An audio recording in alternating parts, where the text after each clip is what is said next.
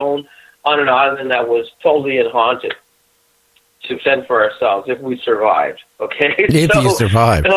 How far was it from the? Did, and it's like, oh my God, I was so attacked, and the person I was with was Michelle DeRoche, and she was attacked. And I swear to God, we were supposed to be the hunters. We became the hunted. It sounds like we were chased to hell. I swear to God, I had scratches, I had claw marks, I had everything on my back that could happen. I was so beat up by the time I came back, and I didn't think I would survive the night. It was a full moon in October as well. It was a long weekend in October. And we went up there, and we had all full power packs, full power lights. Everything got drained. We had no lighting, no power anywhere. By 1 a.m., we were becoming now the haunted and corralled by demons attacking us. It was just totally bizarre. How far were you from the mainland on that island? I'd say half hour away because we were driven in by boat.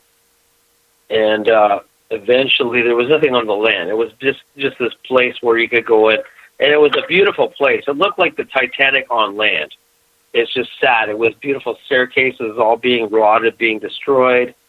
I swear, it had rooms, it had ballrooms, and everything that was there, and it was all being, taken down in part, falling apart, just from district, there was nothing left, really. And we go from room to room and this and that, and it had a vault, and it had the 1920s, radios there, and there was like, it was phenomenal. It was just like a palace from the 1920s and 1930s. And it was just bizarre. We were documenting it all, and it became, we did some research, and we did it with a magazine as well. Up there, it was called Muskoka Magazine, did a whole article on it. And then the whole thing is we encountered something that were chasing us, and they were growling and, hissing and crawling and literally jumped right in front of us and went through me and Michelle, and I was like, oh, my God, I'm going to die. I would scream right in your face and come right after your breath and go right in your face and going, oh, my God, this thing's 10 feet tall, I'm going to die.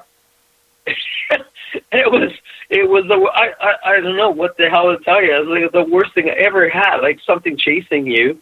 But these are entities. They're dark souls out to kill you off. And I thought I was going to have a heart attack. We had to stay together because it was trying to separate us. And the only way we could seem to survive by the time the boat came in the morning was like, let's stay together and let's try to figure out how to not. And there was Indian calls in the land and chirping and going on like they're all calling like Indian language to corral you, to get you and to get rid of you. Now, was that place, was it when Frank Sinatra, Marilyn Monroe, and famous people, came there?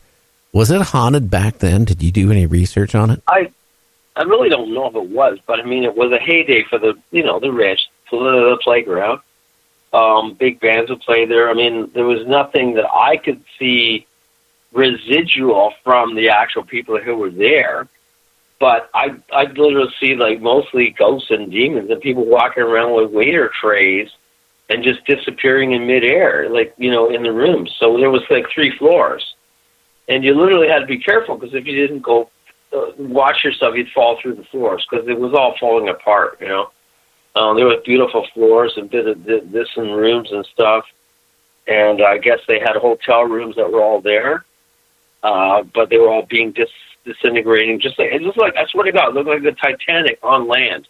That's how it was just unreal. We had video of it and footage, and we had actual sound of video that's being played on. When we did the reenactments on Haunted Caves Files on the TV show, we actually recorded a lot of the actual sounds and EVPs that we got. And it was just fantastic that we documented all this. But later on, we were asked to go back a couple years later, and it was already gone. It was all being destroyed and being rebuilt.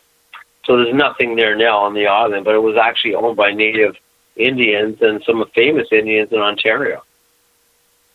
Very interesting. So that was like your scariest encounter ever, investigating in the paranormal? Well, I think the first, before this was in 2010, was the demon thing that happened to me at the church was the most scariest of all. And then I got attacked again when it went on the island, which wasn't any better because I got killed off on that one too. And we had blisters, we had blood marks, we were cut, we were clawed, and look how we just beat each other up, you know? Like, so I was like, and they go, well, how did that happen? And go, don't even want to know. Don't even ask. You know, that's what happened. It was just totally bizarre. You can see the episode on Haunted Case File, but it's, oh my God. Well, I don't think I wouldn't do that again. Did you have any, protection at all, spiritual protection? Well, we had crystals, but we thought we were protected, but, these demons were out to get us and say, that's it. You're like, you guys are food for us. I'm surprised we didn't get killed off and we survived going to the boat. Because I swear, I don't know if anybody's ever heard like a wendigo or a screeching in the woods, but it was loud as hell, and I heard it, and things were like, it was just beyond, evil. Something was there that was tracking us, and we saw the footprints, and it jumped right in front of us with dust everywhere, and literally jumped, and I literally freaked, and it ran right through me, and I could feel the energy, this cold, freezing cold, was running through me and Michelle, and I freaked the shit out. I go, oh my God, I'm going to just die. Oh, yeah. Well, you know what, though? The thing is, it sounds like that island was vacant for a long time. And it was. But, I mean, if you ever, we weren't going there we never knew what to expect because they didn't tell us what was going on. They just said, well, historically, you can document it and see if there's any ghost activity. But I was never prepared for what happened there. And it's like, even after that, I felt sick for like a whole day or two. My stomach was like heaving. I just felt like something was inside me.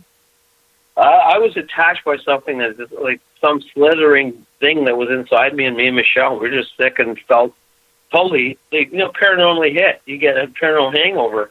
And that's really what we had. And some people that do ghost stuff, they know what that is, a paranormal hangover. You just get hit by everything. Wow. So you felt totally drained from the experience, I take it then. So. Oh my God, all I did was drink water, and it's I've had those experiences before, but it wasn't that bad as that. And but it's like being beat up from the inside out.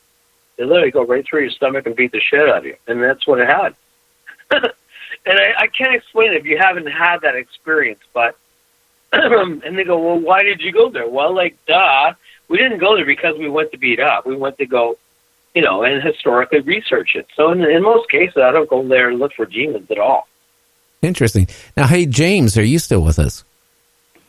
Yeah, I'm still here. Yeah, well, we got a couple minutes before the top of the hour. You want to ask them 2 or 3 questions about that island and inside that scary place? Yeah.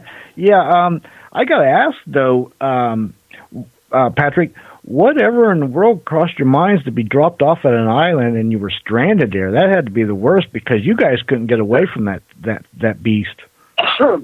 Yeah, well, we were gone there to do some, it was part of, Muskoka. It was part of the, Ontario tourism, and we knew it was all being torn down. We said, well, hey, do you want to go and research that for historical reasons? And we got some amazing photographs, amazing pictures and video, but what came with the parcel of all that, we never expected. So being dropped off there, we thought, well, this is cool. We got to research it. We're there all night, and, we check it out, and, we had serious power packs of lighting and everything and floodlights. And by the time 12 o'clock came around, it was completely drained. Seriously, nothing worked. And then going, oh my God, the ghost just drained everything. My flashlight didn't work, and my EVPs didn't work, my tape recorder, nothing was working. And no matter how power is, how that happened, by the time the morning came around, believe it or not, it all worked again. So it's like, oh my God, nothing. It was totally bizarre. Well, let me ask you this, Patrick. When you guys got home, did anything follow you home and harass you for a few days afterwards? Well, like I said, when you have a paranormal hangover, you feel hit. I don't know if anybody knows what that means, but I felt like disorientated. I felt like my head was about to explode. I had a headache. I was, very congested in my chest. I felt something was like gnawing at me inside. I felt that experience, the residue carry on for a couple of days. And so did Michelle. We both felt like sick, and just paranormally, like not sick, but in the sense inside sick. I don't know how to explain it, but if you ever had that haunting where you've been attacked and drained so much, I kept drinking water for a whole day. That's how bad it was. And like even coffee, nothing would make me, bring up my system, because I felt so drained out of like my fluids and my body fluids and what they took from me. Did you guys visually see this beast, or you just pretty much felt it? Oh yeah, we have documentation. We had pictures of this stupid thing, this evil thing that just came right up to my face, and they're like right. It's worse than a horror movie, and actually they depicted it very well. They reenacted on the show. If you ever watched the show, I swear to God, when I saw it, I hid under my desk when I saw the reenactments at work, because it's like that's exactly what it looked like. It was so real. It's just like right in your face, and we saw this shit, and like horns and the tail and hoofs, and this thing was like huge. It was like about 8 to 10 feet tall. So it was the classic, looked like a devil with hooves and a horn.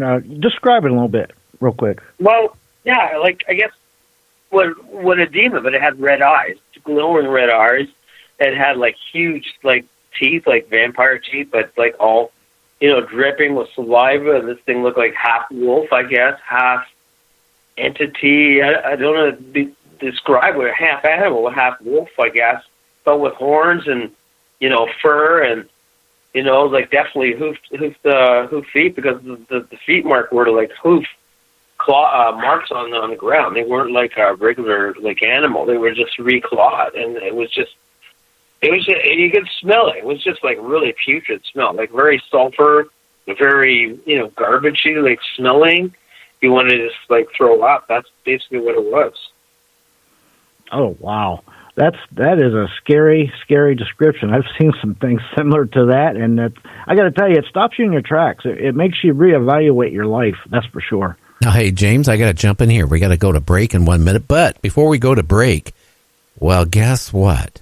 Remember that guy that had tons and tons of jars of penises in his house? Yeah. Well, now in Florida again. They found in a house, while they were inspecting the foundation, they found tons of jars with human remains dating back to the 60s.